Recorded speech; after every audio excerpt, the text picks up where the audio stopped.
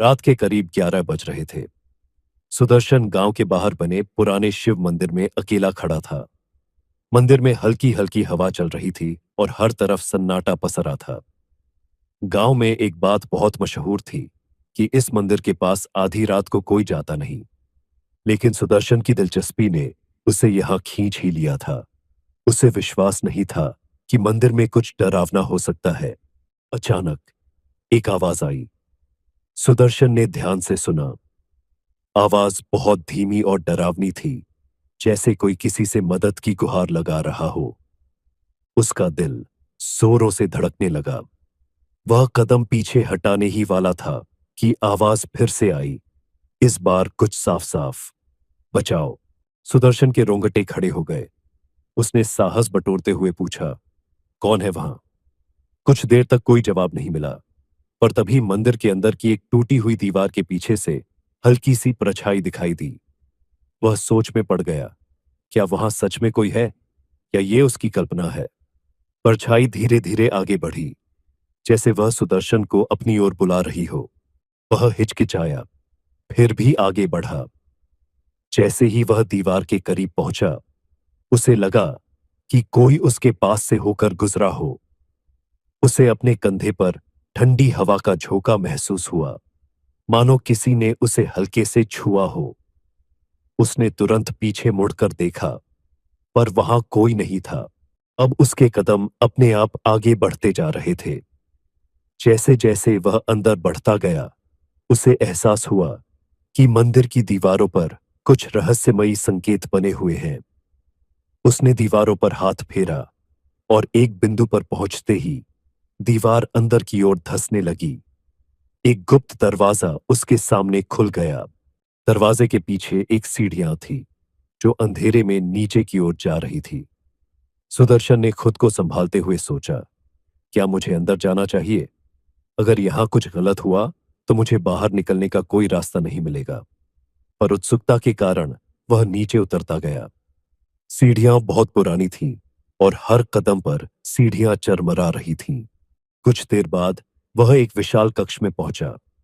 कक्ष में एक पुरानी लकड़ी की मेज और उस पर एक किताब रखी हुई थी। किताब पर धूल की मोटी परत जमी थी।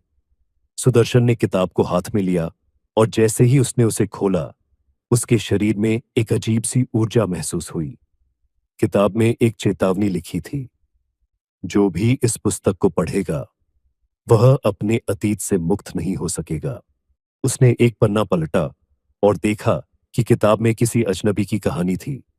पर जैसे जैसे वह पढ़ता गया, उसे समझ में आया कि वह कहानी किसी और की नहीं, बल्कि उसकी अपनी थी। उसकी पुरानी यादें, बचपन की घटनाएं, उसकी जिंदगी की हर महत्वपूर्ण घटना इस किताब में दर्ज थी। ये कैसे संभव है? वह हैरान था। अचानक एक तेज झोंका आया और कक्ष का दरवाजा बंद हो गया। उसने दरवाजे को खोलने की कोशिश की, लेकिन दरवाजा पूरी तरह से जाम हो चुका था। सुदर्शन की सांसें तेज हो गईं। उसने चारों ओर देखा और देखा कि कक्ष की दीवारों पर किसी का खून से लिखा हुआ संदेश था। यहां से बचने का एक ही रास्ता है, लेकिन कीमत चुकानी पड़ेगी। उसके मन में सवालों का तूफान उठने लगा। यहां फंसने के पीछे क्या रहस्य है? ये किताब यहां क्यों है? और मुझे क्या कीमत चुकानी होगी? तभी उसे महसूस हुआ कि कक्ष की छत पर एक खिड़की थी, जिससे हल्की हल्की चांदनी अंदर आ रही थी। उसने किसी तरह खिड़की तक पहुंचने की कोशिश की, पर उसकी ऊंचाई काफी थी। उसने आसपास की चीजों को जोड़कर एक स्टूल बनाया और खिड़की के पास पहुंचा। खिड़की से बाहर झांकते ही उसने देखा कि खिड़की के ठीक बाहर एक बरगद का पेड़ है, जिसकी जड़ें कक्ष के अंदर तक फैली हुई थीं। सुदर्शन ने हिम्मत करते हुए खिड़की से बाहर छलांग लगाई और बरगद की जड़ों को पकड़कर नीचे उतरने लगा। जैसे ही वह नीचे पहुंचा, उसने एक गहरी आवाज सुनी, तुमने मेरी गुप्त किताब को छुआ है, अब तुम मुझसे भाग नहीं सकते। सुदर्शन ने मुड़कर देखा, लेकिन वहां कोई नहीं था। उसकी धड़कनें तेज हो चुकी थीं। उसे समझ में नहीं आ रहा था कि अब क्या करना चाहिए। जैसे ही वह कुछ कदम पीछे हटा, जमीन पर एक कागज का टुकड़ा पड़ा दिखा। उसने उठाया और पढ़ा। यदि इस रहस्य को सुलझाना है तो अगले पूर्णिमा की रात यहां वापस आना होगा, वरना तुम्हारा जीवन इसी मंदिर में खत्म हो जाएगा। वह बिना कुछ सोचे समझे गांव की ओर दौड़ पड़ा।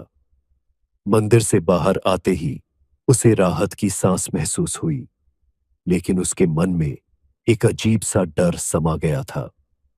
अब उसे हर वक्त एक अनजान ताकत का आभास होता था, मानो वह हमेशा उसकी निगरानी कर रही हो। सुदर्शन को समझ में नहीं आ रहा था कि उसने क्या देखा और उसे सच में वापस लौटना चाहिए या नहीं। लेकिन एक बात तो तय थी, उसने अंधेरे का एक ऐसा रहस्य जान लिया था जिससे बचना अब आसान नहीं था। समाप्त।